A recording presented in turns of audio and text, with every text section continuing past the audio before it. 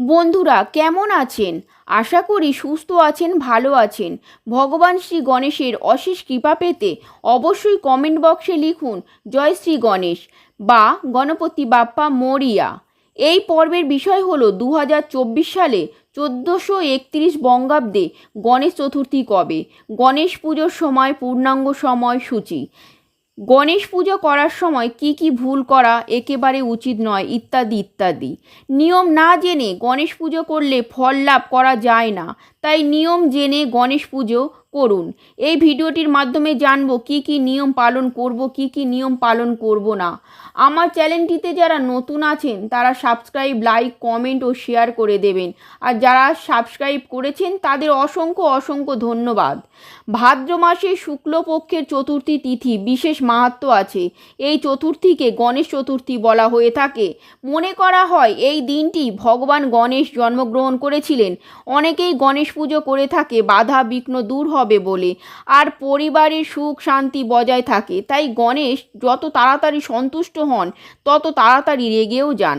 শাস্ত্রমত না জেনে পুজো করা উচিত নয়। তার আগে জেনে নিই 2024 সালে 1431 বঙ্গাব্দে গণেশ চতুর্থী কবে হচ্ছে। 2024 সালে গণেশ চতুর্থী 7ই সেপ্টেম্বর, বাংলার 21শে ভাদ্র 1431 শনিবার পালিত হতে চলেছে শ্রী গণেশ পূজা, সিদ্ধি বিনায়ক ব্রত, সৌভাগ্যবতী ব্রত, চতুর্থী ব্রত ইত্যাদি।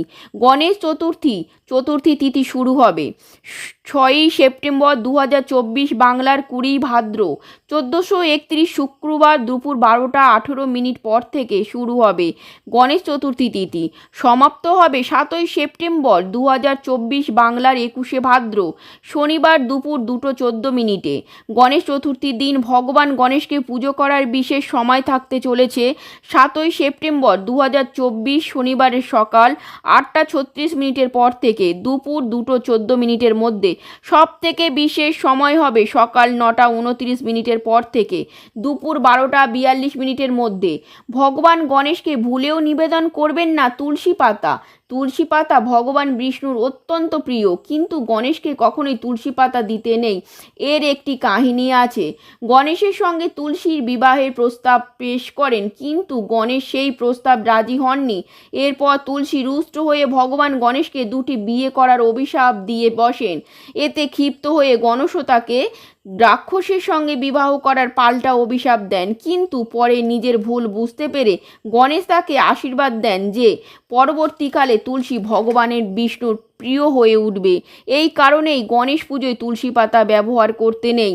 দ্বিতীয়টি হলো কেতকী ফুল অর্পণ করতে নেই গণেশকে। শাস্ত্রমতে কেতকী ফুলকে অভিশপ্ত বলে মনে করা হয়, তাই শিবকে এই ফুল নিবেদন করা হয় না।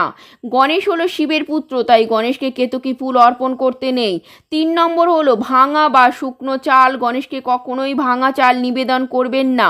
গণেশকে সবসময় গোটা বা অক্ষত চাল অর্পণ করতে হয়, আর শুকনো চাল হলে হবে না, ভিজে চাল গণেশকে দিতে হয়।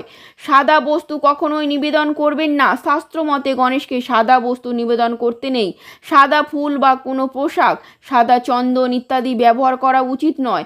গণেশ পুজোর দিন আমিষ খাবার খেতে নেই, নিরামিষ আহার করুন। আর নেশাজাত দ্রব্য একেবারে নিষিদ্ধ।